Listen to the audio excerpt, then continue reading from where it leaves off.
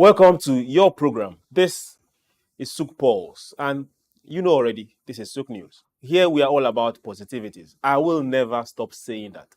So it doesn't matter what the country is saying. For those of you in Nigeria, it doesn't matter what the hurricane or the typhoon is also saying. For those of you in the United States or the Americas, it doesn't matter what's happening in China with your weather.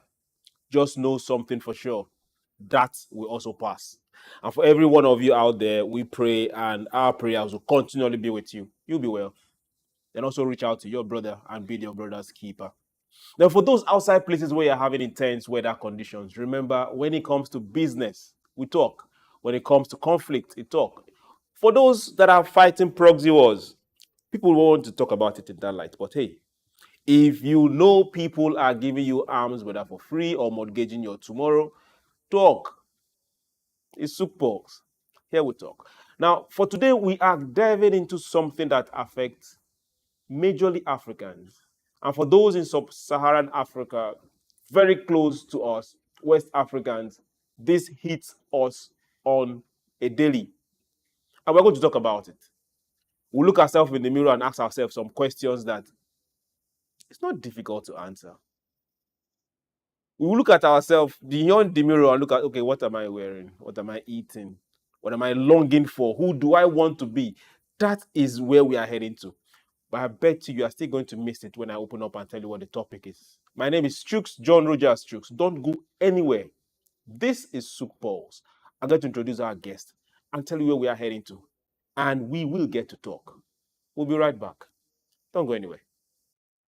Welcome back.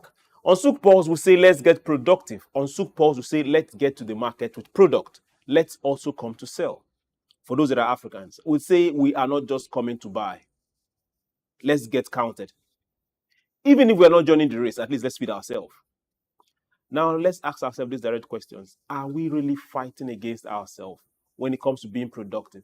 Are we really looking at ourselves and measuring to what extent we are surcharging ourselves? This brings us to what we are talking about today. Fake and substandard products. Yes, you heard me. Fake and substandard products in Africa. Who exactly is responsible? That pause was yours. Let it sink in. So now call up your friends, call up your neighbors, call up everyone around you.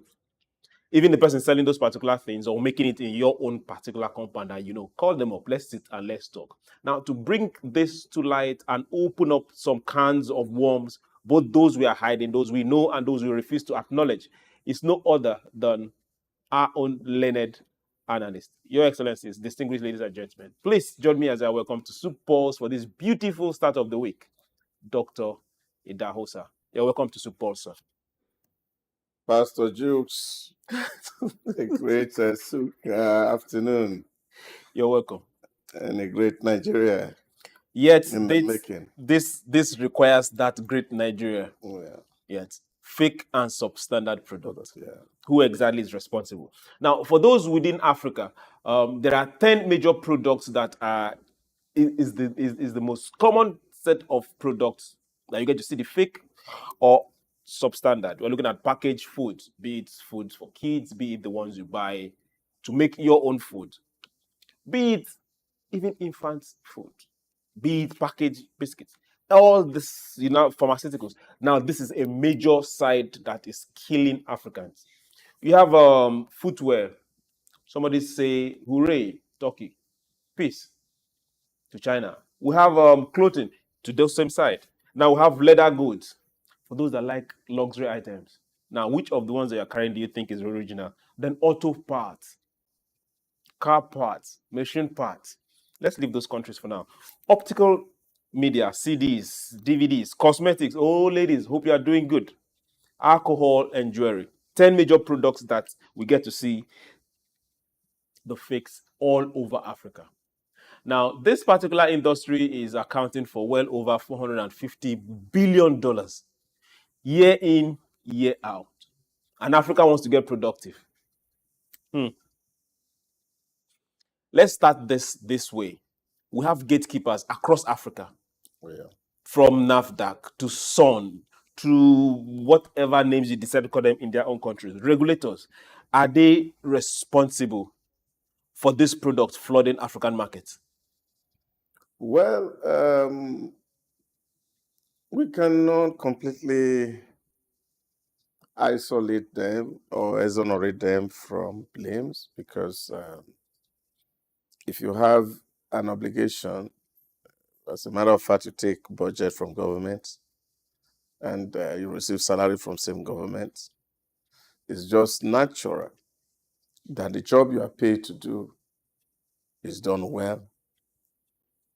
But the other side of it is the fact that we also look at it, whether our people are really sophisticated enough. When you say our people, which the gatekeepers Yes, the that happen to regulators, be our people. yes, whether they are sophisticated enough to be able to scientifically determine what is substandard And what or is fake. standard. So these are the challenge for the things that come in from outside of the country. You see, I also observed some years ago, for example, if you get to Dubai, you see there's a whole lot of fake products and substandard products. There are the whole lot they call imitation. In short, there's a whole big imitation market In Dubai. in Dubai, yeah. Okay. So if you want And, to, and they have a specific name for them. yeah, it's just imitation. So if you want to buy Nike product, for example, you go to that market and you will see a Nike, but not branded. Are you going to And see so- Nike or you see Nike? Whether it's Nike or Nikkei, whichever one it is. But you've seen this same product, they are out there in the market. So people are buying them. You find them in shoes, you find them in leathers, bags, women bag, and you'll be thinking that they are original, but they are very close to original. But the beauty is that they don't brand it. Okay. They are not branded. They are not branded, but they're just called imitations.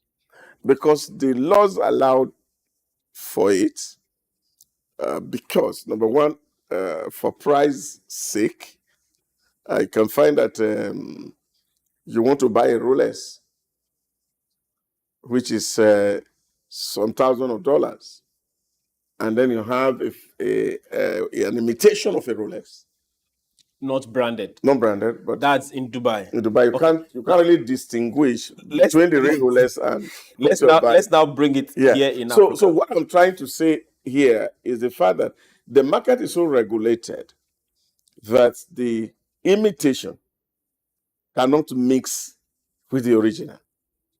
And that's because the eye of the regulators are on the ground. And somehow they know how these things exist because most of them are operating in the free trade zone. So, Are you trying to give an excuse for the regulators? no, I'm not excusing the regulators. I'm actually indicting them. Okay. There's a saying in an African proverb. They said, if I can't fight, at least I'll shout. Yeah. So I'm actually indicting them that they don't, if they have, whether they have the capacity, With all the trainings available. yeah, those without the people budget, attending yeah. and the budget. Yeah. So whether they have the real capacity or that they just deliberately pay blind eye to allow these things to mix within the market space is where we really have to look at it, because ordinarily it's expected that if you're a regulator and the law establishes you to be able to ensure that standards are maintained, then of course you should be at your game. And if there are instances where standards are not met, then of course you have to take responsibility. And to that extent, I will not want to exonerate them because they're not doing so much in terms of sampling the market from time to time to be sure that what is in the market actually is what is real. Okay. Now Because let's give this example. Tanzania, as a country, more than 30% of the pharmaceutical products in Tanzania are fake and substandard products in one country. But they have regulators. Now it's taking a United Nations Drug and Crime Organization to come to clean that up. yeah, but that's what I'm talking about, the challenge in Africa. And the challenge in Africa is really that it's not such that we don't have sophisticated people who could do good job, but in most cases, a lot of people who are there are compromised for personal gains. Really. Those within the gatekeepers are Are compromised. Some of the gatekeepers are compromised. Some of them. Okay. And I think most of them, really, I can't say some of them. Most of them. Most of them are compromised. Now, let's also ask this. Is this a case of poverty driving this business? Well, I think that's, see, the argument of if poverty really make people to do some certain things is neither here nor there, really, for me. Yeah, but for those who do, who invest in substandard product, let's not talk about the fake, because these ones are deliberate.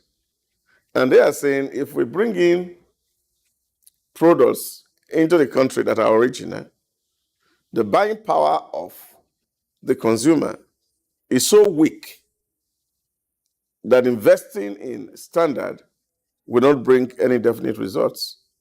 So you're also looking at the economy of the substandard product in one hand. So they have agreed that, look, we are coming, that this is our own standard made to reflect our purchasing power parity. Why are we going towards purchasing power?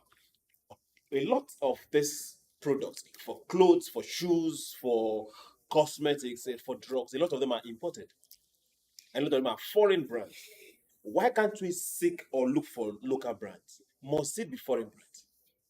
Yeah, it's the issue we will continue to talk about for years to come. We have pharmaceutical institutes. We have various organizations. And I remember it was Professor Menche who was saying the other time that even his own minister of science and technology had for a very long time imported drugs. And so he's in the trade. So a lot of all the people who are doing this importation really are there, and they're very big people, but of course they believe in that market. But you see, what you're seeing here is that people who want really to do genuine business, but because we have a problem with our purchasing power, a lot of people don't have disposable income to afford luxurious, expensive products. Okay, now they produce. You are hinging it on purchasing power. Yeah. Okay, now let's hold on to that purchasing power, because that purchasing power is causing a whole lot of trouble. We are going on a very short break. SOUQ Pulse will be right back. Do you think and agree that purchasing power is making you buy that particular fake product that you are dawning on right now? Don't go anywhere. We'll be right back. Welcome back. This is still SOUQ Pulse, and we are looking at fake and substandard products in Africa. We're asking ourselves, who is responsible? What is responsible? What exactly is driving this? Before we went on the break, Doctor was pointing and holding to purchasing power. Now let's come back to this purchasing power. Purchasing power versus lifestyle. If we say purchasing power, the person that is selling or importing is making a lot of money because he keeps pushing this product into the market.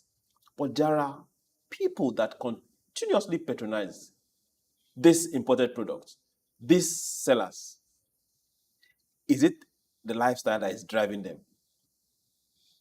Well, I don't think we can reduce it to a problem with lifestyle, really. The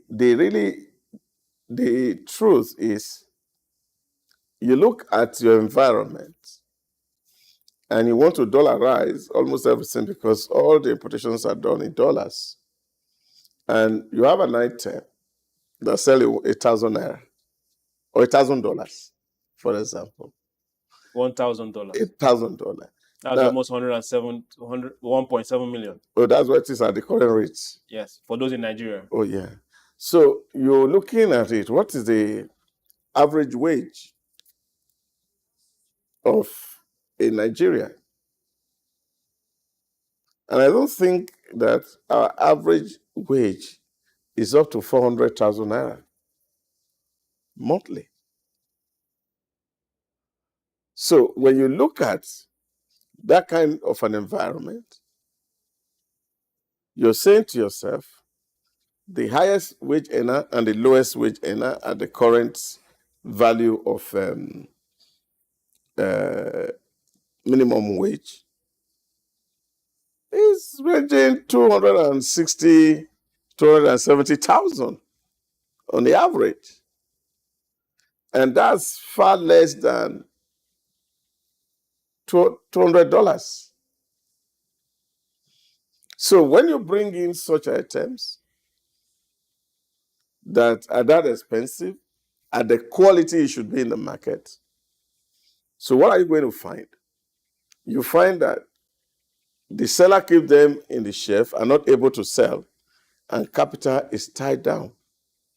You see, when you find yourself in a situation where the buying power of your population is not as strong as should be, two things happen. For you to be able to balance the pricing, it's either you reduce quantity or you reduce quality. Either reduce quantity or reduce Quantity quality. or reduce quality. Must it be brand names? Yeah, but see, even brands can.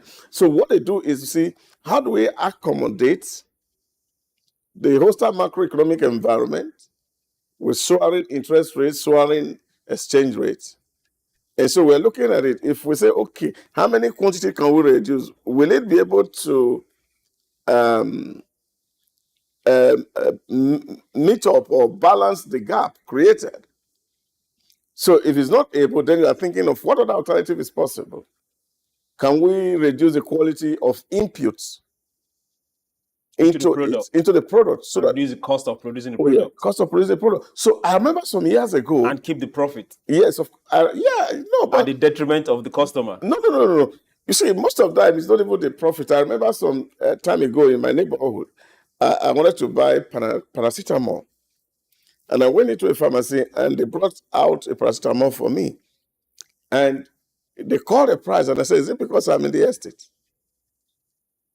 A sachet of paracetamol is 20 naira. So why am I paying 500 naira?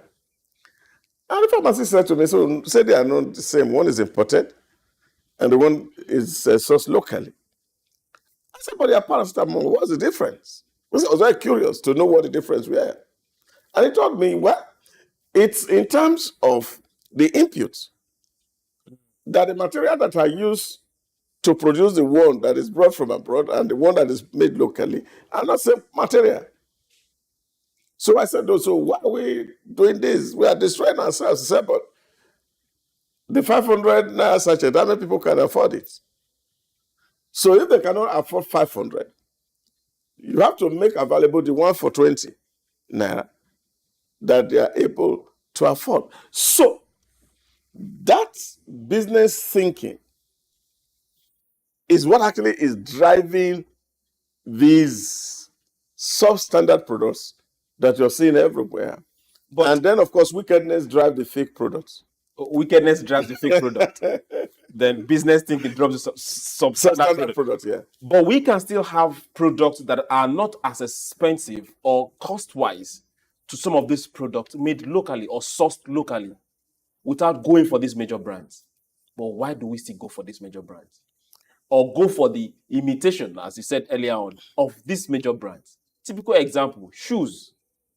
Why are you going for Italian shoes with brands when you know you can't afford the original? When you can get something made here in Lagos, or get something from Kano, or get something from Aba, but you want the one with the label. Yeah, but you see, again, it's will I say is our cultural heritage. Whose cultural heritage? Of looking inferior before other people of color. You see, because a lot of human beings tend to seek validation from things that are foreign. And this is not just about product alone. Okay, even include service, like things like education. 2 weeks ago, I was having a conversation with some people. And these are top civil servants. And I said, look, if we as people who serve government and we cannot patronize the product that government is producing, it's like you have a brand that pay your salary and you are taking a rival brand. That's counterproductive. Which, of course, Against the salary. in marketing is a sin. So you can't be selling one brand and then you are eating the other brand. And they came out and said, look, you see, our standard is very poor. And the simple question was, if really our standard is as poor as we think, why are these people depending on the product from these substandard institutions? Oh, somebody said, well, when we get there, they retrain us. I said, look. But they are The standards. truth of the matter is, if they are retraining us, why can't they retrain their people? But let's ask this question. So our standards, are they poor? So it's really not a poor standard, so to speak. Okay. Yes, you can have issues with people who may not have been used to some certain practices, that what they're doing is that they're actually standardizing operation. It's not as if they are giving them a training that they are not used to. So to say that in our system, this is the minimum you can get to. Below is not acceptable. So they use the system to format whatever thing you are bringing so that you don't compromise the standard that the system has. So once those checks are done, but the basics to do those jobs, you already have them. So what people here feel is this validation. So who says I must wear an Italian shoe? Are you asking me, or? Oh yes, I'm asking you. Who says you must wear an I Italian must wear Italian shoe. Okay, now I'm good with a bad shoe.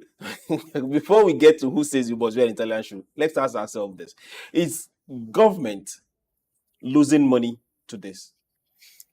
Yes, of course, at both sides, government is losing, the citizens are losing. Government is losing money. Yes, of course, are losing because of citizens are also losing lives when it yeah. comes to drugs, when it comes to drugs, alcoholic especially beverages. Food and drink. A lot happens because you see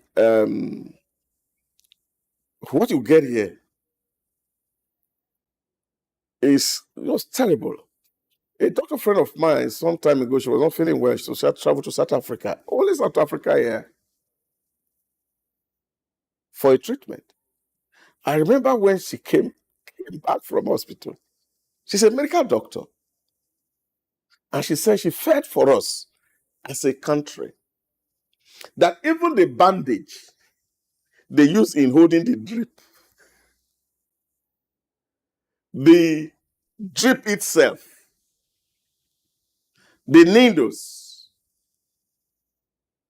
they are poles apart. And she concluded that it can only be God that is saving us here. Okay. While God continues to save us, which we are very grateful for, let's ask ourselves, if Nigeria is losing this amount of manpower thanks to a lot of these fake products, both those coming in and those being made here. But now let's focus on those that are imported. The country know the countries where these products are coming from. Is there no diplomatic means of tackling this issue? Yeah, but like it is, a friend of mine told me he is in China, and you come to the factory, they throw the options to you. This is Euro standard. This is American standard. This is Asian standard. And we also have a standard that for the poor people. So, and these are the price for these products. Then you can make a choice of what you want. So this is why I talked about the business sense. And then the man sit down there in the factory, look at the American standard, and quickly calculate cost of freight and the markup, and discover that if I bring these goods in, this will be the selling price. And based on the experience in the market, is asking myself, is this something that I want to try? So I think these are some of the constraints, that it is not as if that these people deliberately want to create these things for us.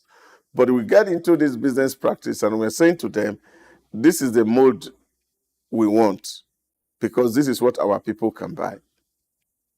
This is the mode because this is what our people can buy. But what about those particular companies that specialize in making fake products? We've seen that identified several times. We've seen companies from Asia sending fake drugs on a regular basis to West African countries. We've seen countries down to Brazil, down to the UK, sending fake products to West African countries on a regular. And this has been documented, not just by the countries, but also UN organizations.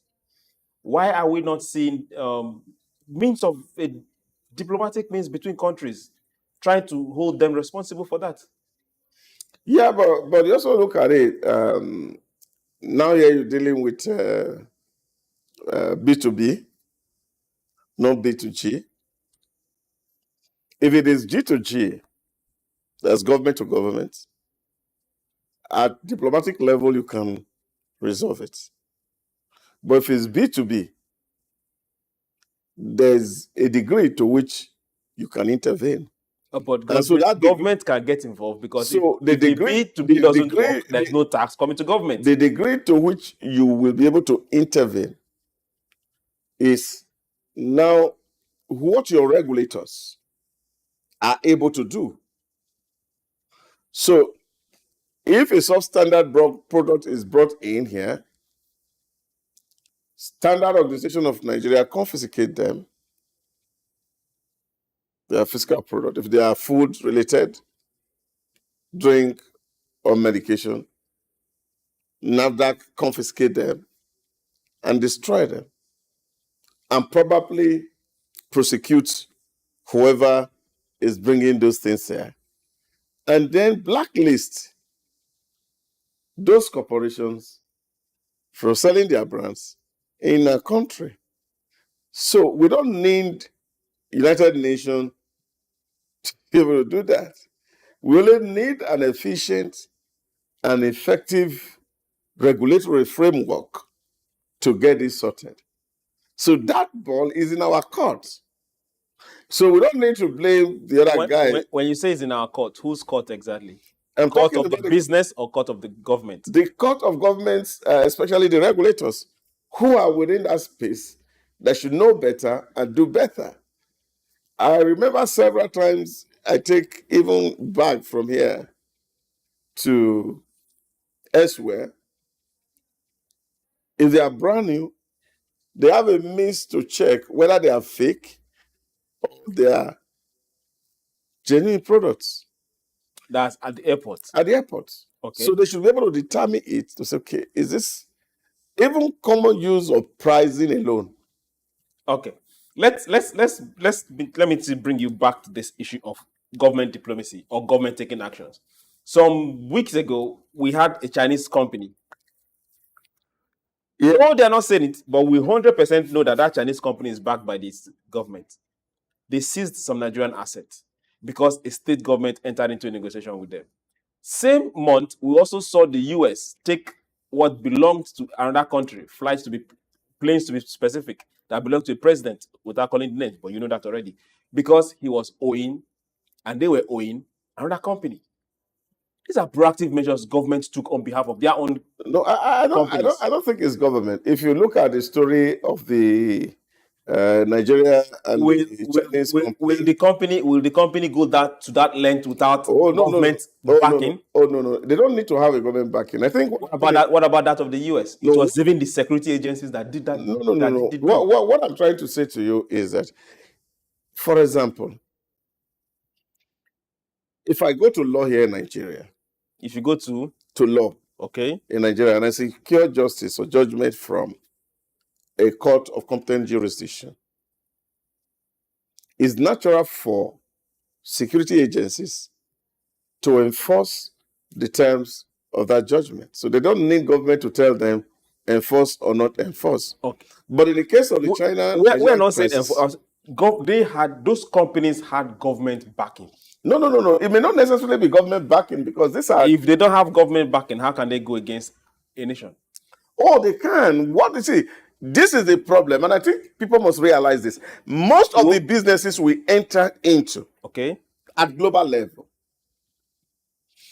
in the agreement, there's always a clause that arbitration will not be done in your country.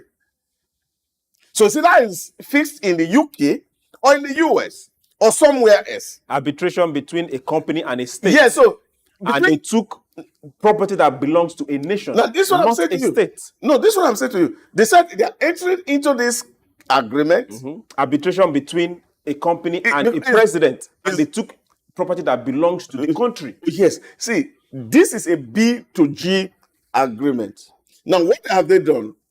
They took the matter, especially specifically the Nigerian case. The company went to 8 countries in Europe and America to seek for justice. Okay.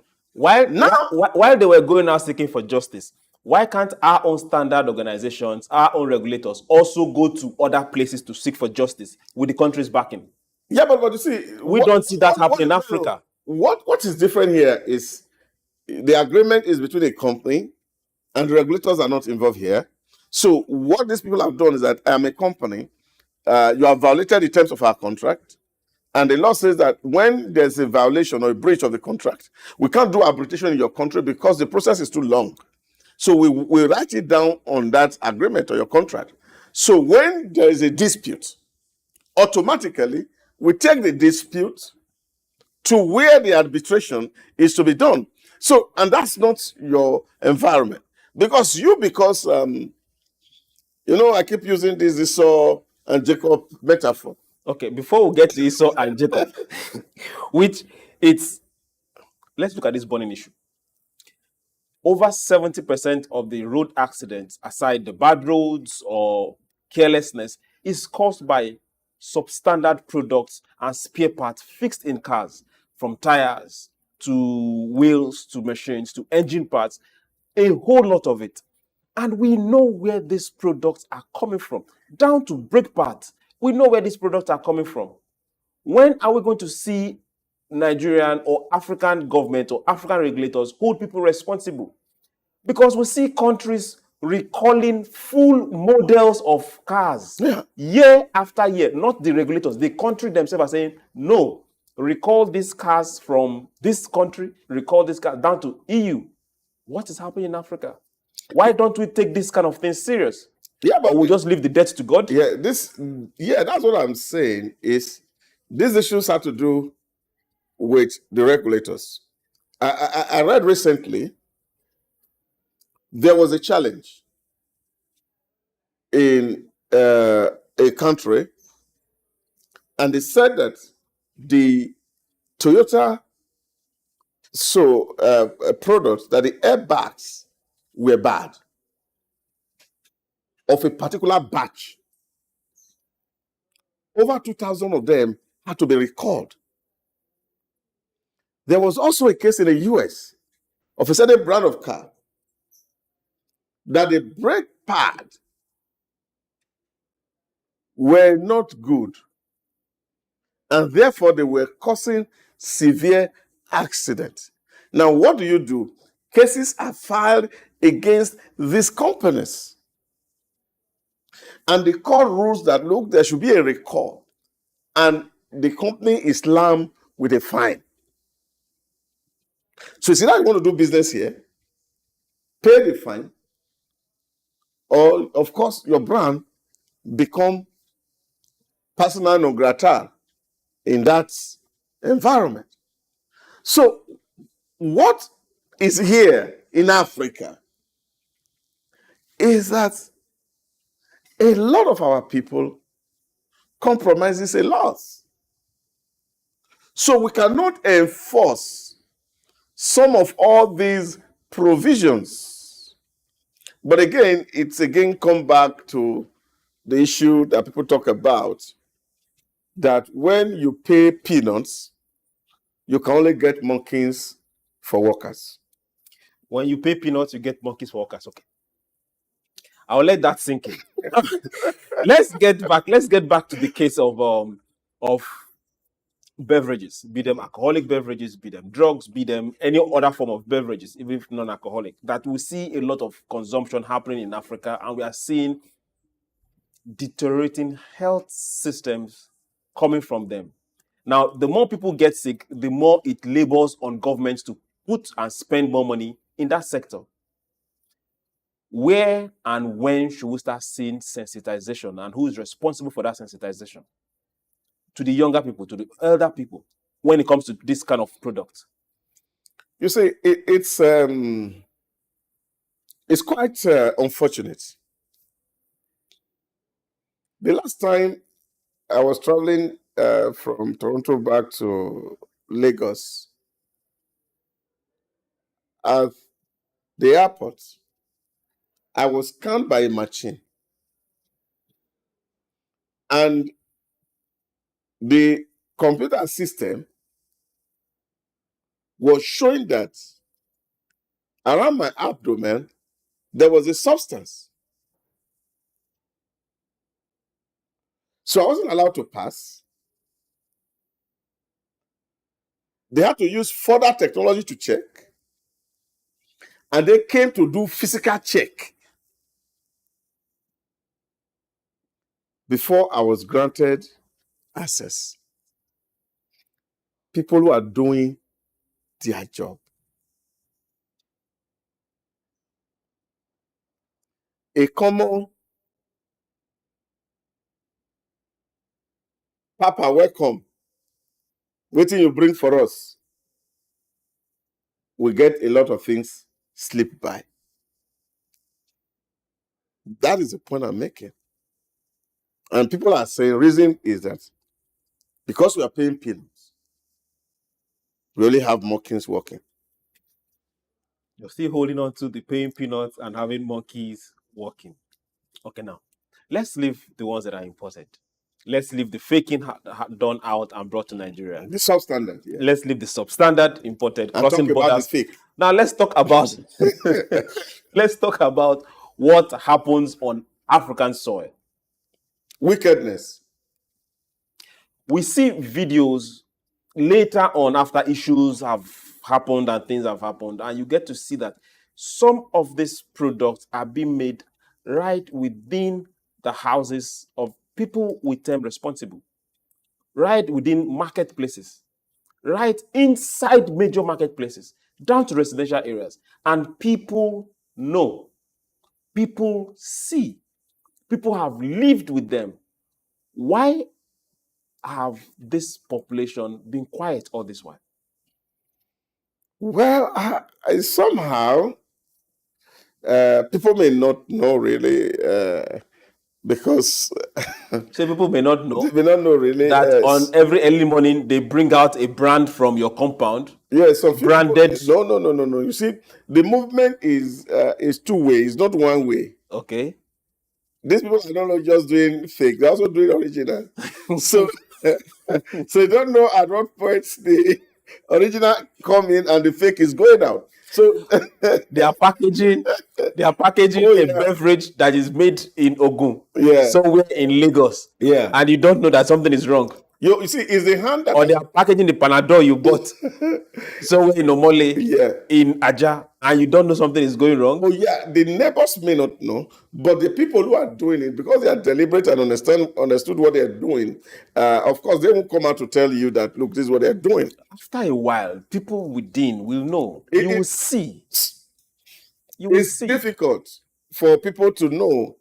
And we as humans must realize that psychology of a criminal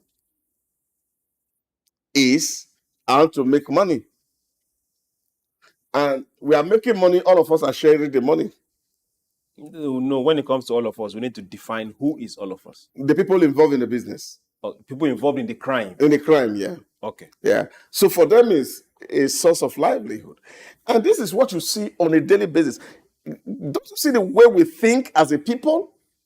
The way the criminals think as a people. Not really, not the criminal. Even the people who are supposedly the victims, most of the time justifies this criminality in the name of poverty and suffering.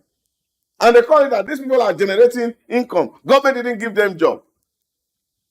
So those validations is a big problem on our part. Haven't you been in a public transport and you see that something is going wrong and the driver is trying to maintain his rights with law enforcement authorities, and then the passengers who are inside the bus will tell you, driver, settle them, let us go.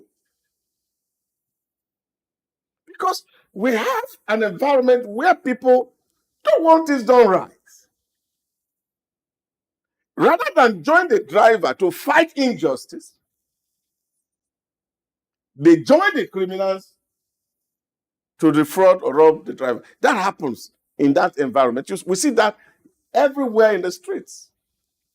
So the neighbors are now colluding with the makers of the fake product. No, we have taken it as a way of life, that this is what we see. So just allow them go. And it is called in psychology the syndrome of learned helplessness. On whose part? On whose part? Now, some people are even afraid to even say things, because they also believe that these people who are the criminal elements, that they are so armed that if they go ahead to go and tell, their lives are in danger and there's no security to provide. So people have had terrible experiences trying to report a situation to authorities to say, like, this is infraction here, there's a breach going on here, and the whistleblower become the victim. Okay, so you mean in these cases now, which means for the security within that area, it's possible that they are aware of what's happening in that area? Likely so. No, but you see, they may not even be aware, because you are seeing situation where you come to report a crime, for example, and then you are put on notice to be coming back to the station every day, and then they match you with the person that you are accusing as criminal, and after 3 days, the person had done what is needful and is gone back to the street to start the old trade. Now, the life of the person who reported is already in danger. And that becomes an issue. And that's the real issue. So, because as of today, really, there is no protection for whistleblowers. That you are going to report a case to a police and say, police, I suspect a crime here. And then you leave it at that, and they go ahead and do their independent investigation without recourse back to you. Who is the whistleblower? But for this particular... But in our case, it's not like that. So if you blow whistle here, you have to write statement. Somehow they have to disclose your identity to the person. And of course, what have happened? You created a kind of enmity. And so people are afraid to even go to regulators to tell them that, look, there's a bad thing happening here. Because they can use you to settle the case. Okay, while they use the person to settle the case, let's look at this particular, I won't call them companies, this criminality versus the real people making this product in this same community, in this same Africa, on this same ground. To what extent are these substandard and fake products affecting these businesses? Huge. Take, for example, just only in the entertainment industry, the issue of piracy, copyright laws, that the copyright owners loses everything to the thief. Reason again, because when you speak and come up with this particular entertainment industry, who exactly is the thief? The people who are breaching the copyright laws. What about the person that is buying it from the thief?